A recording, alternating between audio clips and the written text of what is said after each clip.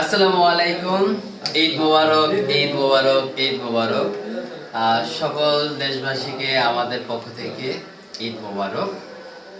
যারা এই দেশের বাইরে আছেন, দেশের ভিতরে আছেন, সবাইয়ের জন্য ঈদ মোবারক।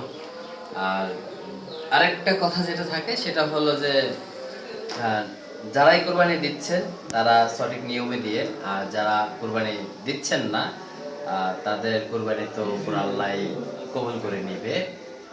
আর যেটা থাকে সেটা হলো দেশের বাইরে যারা থাকে তারা মন খারাপ করার কিছুই নাই, কারণ ভাই আমি নিজেও একটা সময় দেশের বাইরে ছিলাম।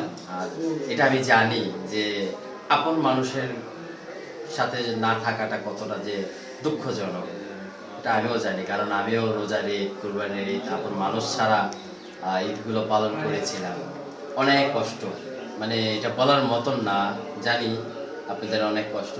তারপর মানে কথাটা এরকম থাকবে কি, সব দুঃখজনক সবকিছু ভুলে নিজেদের মতন করে একটু সময় কাটান। আপনাদের সবার জন্য দোয়ার ভালোবাসা আমাদের পরিবারের পক্ষ থেকে। আর দেশের ভিতরে যারাই আছেন, আমাদের নারায়ণগঞ্জ এরিয়াতে যারাই আছেন, সবাই চলে আসেন, একসাথে ঈদ করি। আর ঈদের জন্য ঈদ মোবারক সবাই। আসসালামু আলাইকুম, আল্লাহ হাফেজ।